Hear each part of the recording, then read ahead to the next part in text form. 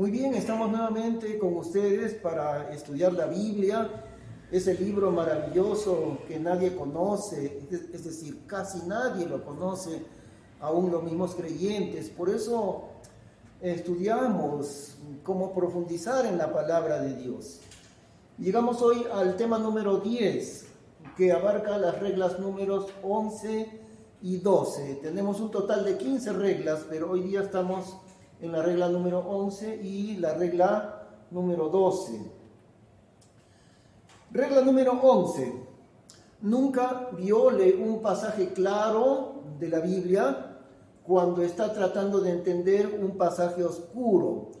Ahora, en realidad no son pasajes oscuros. Cuando uno lo compara con otros pasajes se da cuenta, en realidad no son pasajes oscuros, parecen ser oscuros. Entonces, esta regla nos dice que los pasajes claros nunca deben, los pasajes que parecen oscuros nunca deben guiar para cambiar el significado de un pasaje claro, sino por el contrario.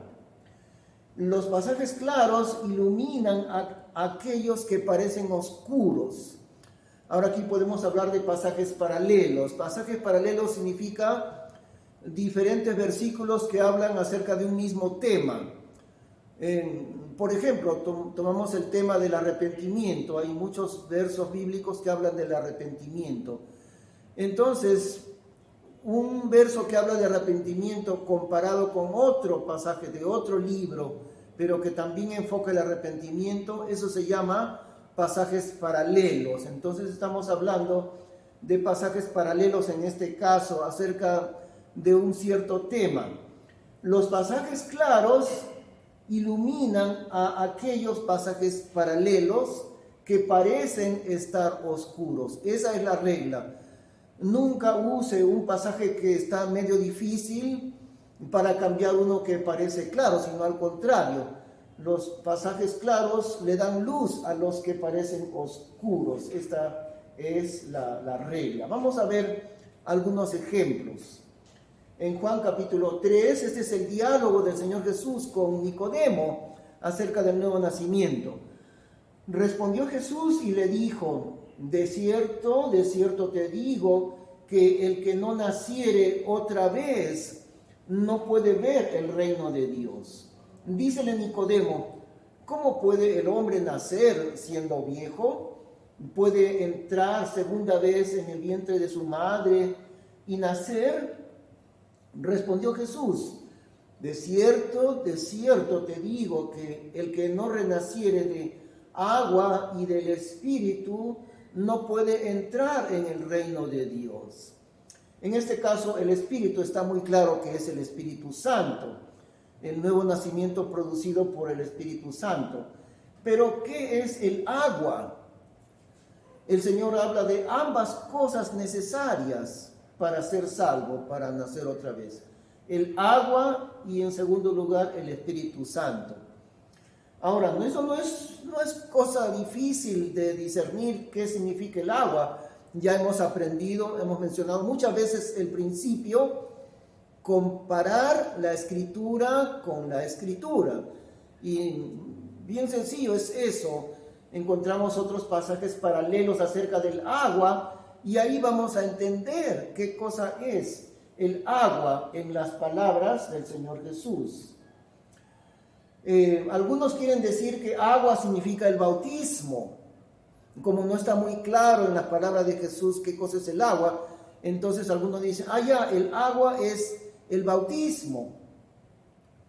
Otros también dicen incluso que nacer de agua se refiere al primer nacimiento, al nacimiento natural, donde, claro, interviene el agua en el parto de la madre, ¿no?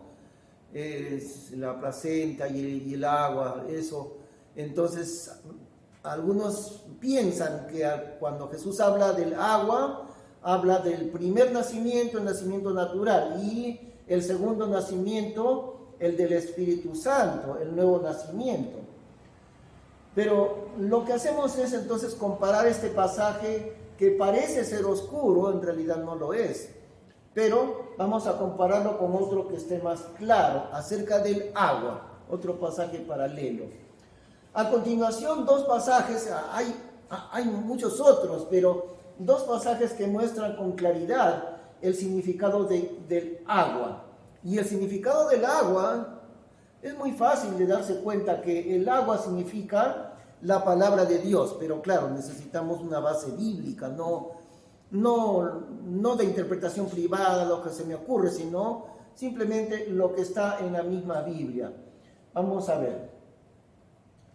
Efesios 5:25, así como Cristo amó a la iglesia y se entregó a sí mismo por ella, para santificarla, limpiándola en el lavamiento del agua por la palabra. Ahí está, ¿ven? Cristo santificó a su iglesia en el lavamiento del agua. El agua produce la palabra produce limpieza, así como el agua también produce limpieza, limpiándola en el lavamiento del agua por la palabra. Ahí está. El agua es la palabra de Dios.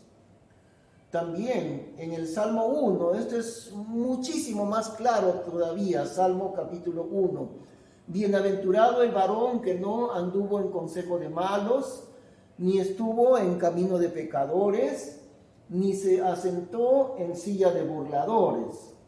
Mas antes en la ley de Jehová es su voluntad, y en su ley meditará de día y de noche. Veamos esto, ¿no? La ley de Jehová, es decir, la palabra de Dios. Es lo mismo, la ley de Jehová es la palabra de Dios.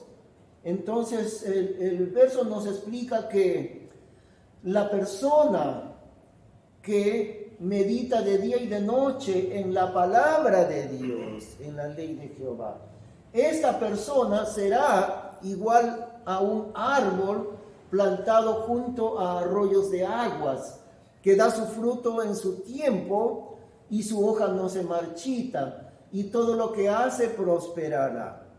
Ahí está la comparación, es muy clara. Por eso decimos siempre, ¿no? Utilice los pasajes paralelos que son claros para dar luz a aquellos pasajes paralelos que no están muy claros o que parecen ser oscuros. Y usamos siempre ese principio. Los pasajes claros iluminan a los pasajes que parecen ser difíciles. En este caso, el creyente que está meditando de día y de noche en la palabra de Dios, esa persona es igual a un árbol plantado junto a arroyos de aguas. Miren la comparación simbólica.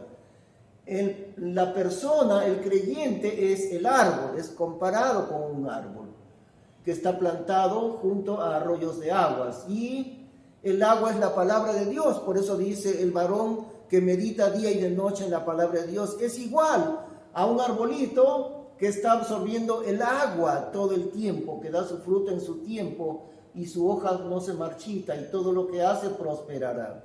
Ni siquiera le viene el agua de vez en cuando, o cuando cae lluvia solamente, o cuando alguien la riega, sino que esta persona todo el tiempo, día y noche, medita en la palabra de Dios. Es igual a un árbol que está plantado al pie del arroyo. Nadie lo va a tener que regar porque el agua está allí. El varón creyente y la palabra de Dios, arroyos de aguas. Entonces ahí está, con mucha claridad. Quiere decir que las palabras de Jesús son estas, ¿no? Que hay dos cosas indispensables para ser salvo. El agua, que es la Biblia, no es el bautismo, tampoco es el primer nacimiento, el agua es la palabra de Dios. Y en segundo lugar, el Espíritu Santo. Muy bien, el segundo ejemplo, la falsa doctrina de bautizarse por los muertos, o sea, bautizarse en lugar de algún familiar que ya falleció y que no se pudo bautizar, o que no quiso bautizarse, pero esta enseñanza completamente absurda es una enseñanza de los mormones, una doctrina falsa, por supuesto, ¿no? ¿Y de dónde sacan eso de bautizarse por los muertos? supuestamente lo sacan de la Biblia, pero no es así. Vamos a ver el pasaje de 1 Corintios 15, 29. Y esto es lo que decimos, un pasaje que parece ser oscuro o difícil de entender. Vamos a leerlo. De otro modo, ¿qué harán los que son bautizados por los muertos si en ninguna manera los muertos resucitan? ¿Por qué pues son bautizados por los muertos? Y fíjese, de este versículo, de este único versículo, estos falsos cristianos que son los mormones, toman esas palabras y dicen, bueno, mira cómo dice la Biblia, los que se bautizan por los muertos. Tú puedes bautizarte por tu papá que falleció hace tiempo y no se bautizó. Tú puedes bautizarte en lugar de él, porque ahí está, lo dice la Biblia. Pero entonces, ¿cuál es el significado de eso, de bautizarse por los muertos? Parece un poco oscuro o difícil entenderlo. Buscamos un pasaje que hable con claridad acerca del bautismo, para que este pasaje que habla con claridad ilumine al pasaje que parece ser difícil. En Romanos capítulo 6, ahí gran parte de este capítulo nos habla del significado del bautismo. ¿O no sabéis que todos los que somos bautizados en Cristo Jesús somos bautizados en su muerte? Porque somos sepultados juntamente con Él en la muerte por el bautismo, para que como Cristo resucitó de los muertos por la gloria del Padre, así también nosotros andemos en novedad de vida. Fíjense cómo menciona varias veces la muerte en cuanto al bautismo. Porque si fuimos plantados juntamente con Él, juntamente con Cristo, en la semejanza de su muerte, también lo seremos juntamente en la semejanza de su resurrección. Es decir, este pasaje de Romanos muestra claramente que el significado del bautismo es la muerte, pero no solamente la muerte, también la resurrección. Por eso es que la persona al bautizarse queda sumergida completamente dentro del agua, y que es una figura visible de lo que ha pasado en el creyente, algo espiritual, algo invisible. Él ha muerto y por eso dentro del agua es la figura de la sepultura. Ha muerto y ha quedado sepultado, o sea, cubierto completamente por el agua. Pero no se queda ahí sepultado, no se queda sumergido, sino que sale, es decir, resucita. Entonces el bautismo es la muerte del creyente juntamente con Cristo y su resurrección también juntamente con Cristo. Eso es el bautismo.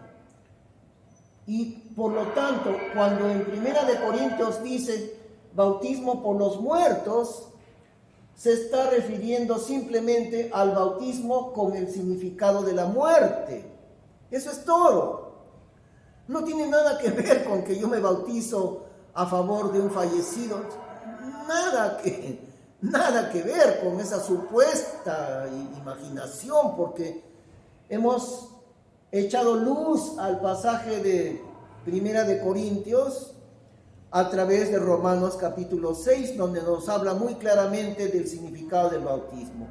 En Romanos 6 dice que el bautismo significa muerte, significa morir. Y por lo tanto, en el pasaje de Corintios se está refiriendo al bautismo con el significado de la muerte. Eso es todo.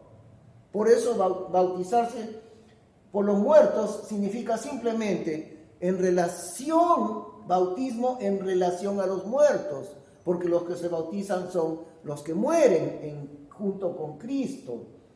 Volvemos a leer 1 Corintios 15. De otro modo, ¿qué harán los que son bautizados por los muertos? Todos los creyentes se bautizan en relación a los muertos. ¿Y qué harán si los muertos no resucitan? Ahora hay una cosa. Todo el capítulo 15 de 1 Corintios, todo el contexto de 1 Corintios, habla de la resurrección. Y entonces el versículo 29 plantea una pregunta. Si la resurrección no existiera, entonces, ¿por qué los creyentes se bautizan? Ya que el bautismo significa muerte. Eso es lo que está diciendo. Si la resurrección no existiera, que es el tema de Corintios 15 es la resurrección, todo ese capítulo habla de resurrección. Y entonces al llegar al versículo 29 se plantea esta pregunta: si la resurrección no existiera, entonces ¿por qué los creyentes nos bautizamos con el significado de la muerte? Y entonces, en otras palabras, el que se ha bautizado solamente muere, pero no resucita. Se queda muerto porque supuestamente la resurrección no existe. Entonces, ¿para qué se bautizan los creyentes con el significado de la muerte? Si es que no hay resurrección, o sea, supuestamente, ¿no? Por eso hemos dejado que el pasaje que está muy claro acerca del bautismo ilumine al otro pasaje difícil. Y los que se bautizan por los muertos, si en ninguna manera los muertos resucitan, ¿por qué pues son bautizados por los muertos? Es decir, ¿por qué son bautizados con el significado de morir, con el significado de los muertos? Eso es simplemente la explicación de ese pasaje. Muy bien, vamos a un tercer ejemplo. Sobre esta roca edificaré mi iglesia. Este famoso versículo sobre el cual los católicos han construido un tremendo edificio doctrinal a la doctrina del Papa, la supuesta enseñanza de un Papa. Han construido todo eso sobre un simple pasaje que lo encontramos aquí en el libro de Mateo. Vamos a verlo. Ahí tenemos. Entonces, respondiendo Jesús, le dijo: bienaventurado eres Simón, hijo de Jonás. Bueno, está hablando de Pedro. Bienaventurado eres Simón, hijo de Jonás, porque no te lo reveló carne ni sangre, sino mi Padre que está en los cielos. Y yo también te digo que tú eres Pedro, y sobre esta roca edificaré mi iglesia, y las puertas del infierno no prevalecerán contra ella. Ahora miren lo que ha hecho el catolicismo.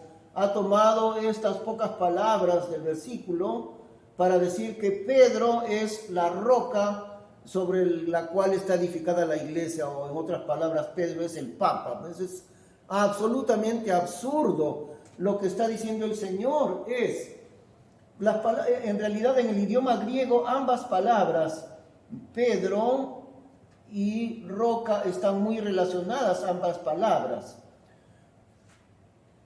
En el griego la palabra Pedro es muy similar a la palabra que Jesús usa para roca. Petros era Petros, ¿no? Es decir, el nombre de Pedro, Petros en el griego, también significa de manera muy similar, así como la roca. Las dos palabras están muy relacionadas. Sobre esta roca edificaré mi iglesia. Los católicos quieren decir que la roca es Pedro, pero hay una cosa. La pregunta entonces es encontrar el significado de la palabra roca en este pasaje, que no está muy claro acerca de esto. Y aquí hay algo interesante, que el mismo apóstol Pedro nos da la respuesta. En realidad Pedro se encarga de desmentir esa supuesta enseñanza de que él es el Papa. El que desmiente eso es Pedro mismo. Vamos a verlo. En 1 de Pedro capítulo 2.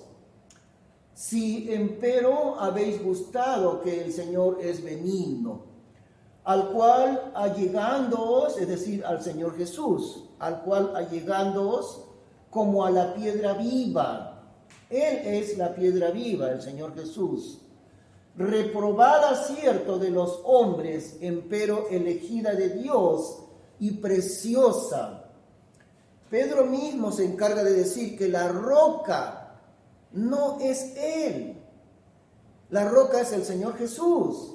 Él es la piedra viva, Cristo Jesús, que ha sido reprobada, desaprobada de los hombres, menospreciada de los hombres, pero para Dios, Cristo Jesús es la roca elegida de Dios y preciosa. La piedra viva de Dios es el Señor Jesús.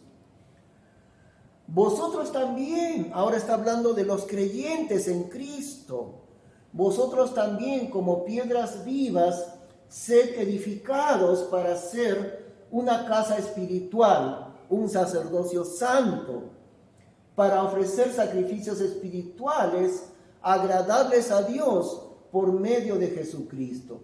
Entonces aquí hay algo, ¿no? Que la piedra principal, el Señor Jesús, aquella piedra principal, elegida de Dios y preciosa, es el Señor Jesús. Pero nosotros también somos parte del edificio de Dios. El Señor Jesús es el cimiento, la piedra angular. En el tiempo antiguo, y me parece que también ahora es el mismo principio, pero en el tiempo antiguo utilizaban la roca de la esquina donde estaba la roca principal, la piedra angular se llamaba. Y esa piedra del ángulo, ¿no? Daba el ángulo en cuanto a lo vertical y en cuanto al horizontal, en tres sentidos, largo, ancho y profundidad. En la esquina de estas tres dimensiones estaba la piedra angular. Y esa era la piedra que marcaba la dirección de todo el edificio. En tres sentidos, horizontal, en largo, ancho y en la altura también. La dirección exacta era marcada por la piedra angular. Entonces acá el concepto es de que Cristo es la roca angular del edificio de Dios. Pero cada creyente es una piedra viva dentro del edificio de Dios. Entonces cuando Jesús le dice a Pedro, tú eres Petro, y menciona su nombre, porque su nombre significa piedra, el nombre de Pedro. Le está diciendo, Pedro, tú eres una piedra del edificio de Dios.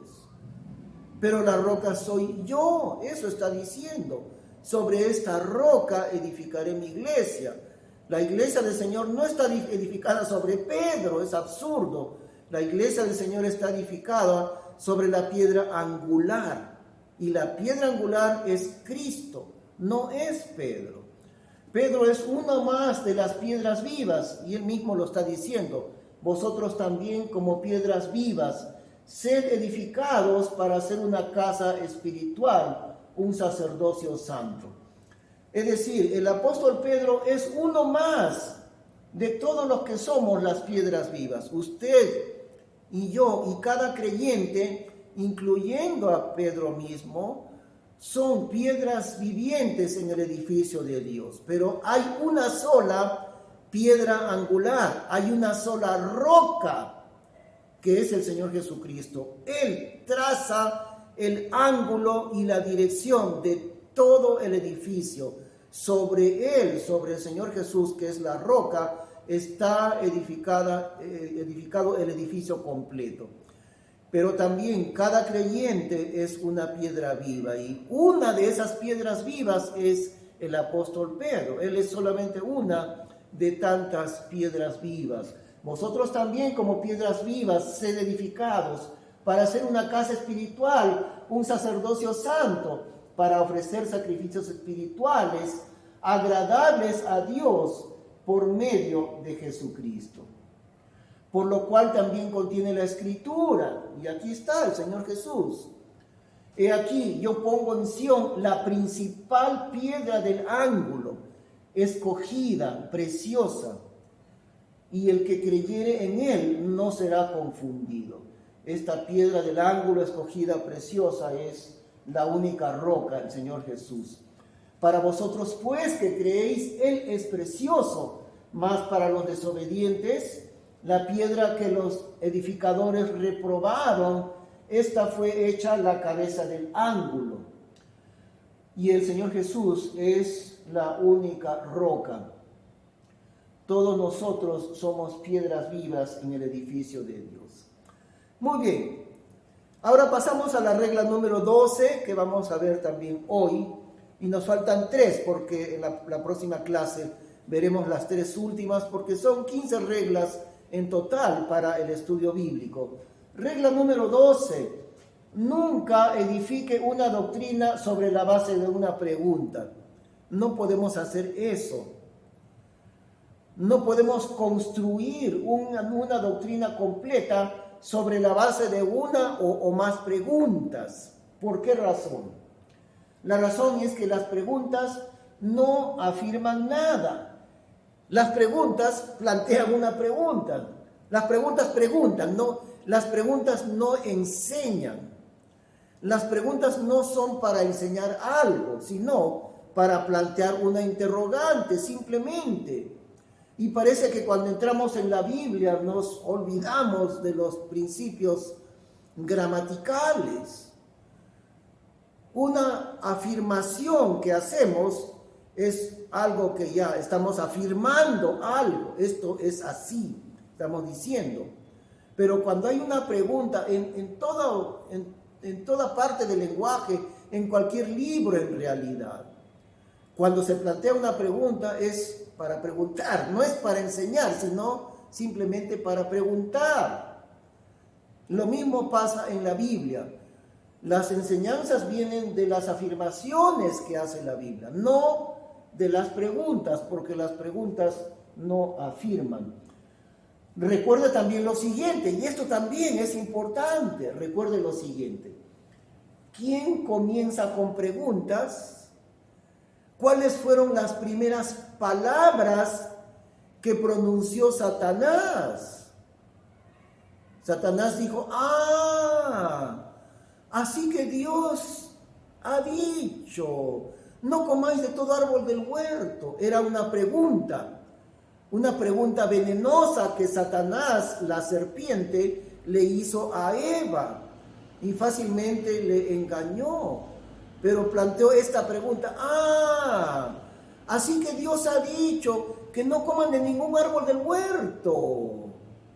La pregunta diabólica. Y Satanás siempre tiene ese estilo de preguntar. Por eso, cuando estamos frente a las preguntas, no podemos olvidar eso. ¿Quién es el que clásicamente siempre obra por medio de preguntas? Es Satanás. Vamos a ver un ejemplo en Romanos capítulo 9. Este capítulo mucho es citado por los que siguen el calvinismo. Ahora, usted dirá, claro, ¿qué es el calvinismo? No, en realidad el calvinismo no es tan poco importante el calvinismo, y también es tan poco importante el arminianismo. ¿Por qué? Porque lo que importa es las palabras de Dios que están en la Biblia. No las palabras de Calvino, ni las palabras de Arminio, o las palabras de otro teólogo. Y por eso yo no tengo tiempo para invertir en estudiar a Calvino o en resolver las preguntas acerca de Calvino, porque ¿qué importa lo que dijo Calvino? Lo que queremos saber es qué dijo Dios, qué es lo que dice Dios, no Calvino. Muy bien. Recuerde que nosotros aprendemos de la Biblia, no de ellos.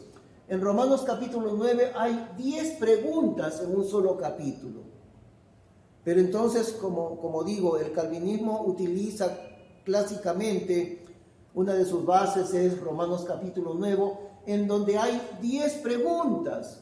No podemos construir un edificio doctrinal sobre la base de preguntas, y en este capítulo hay muchas preguntas.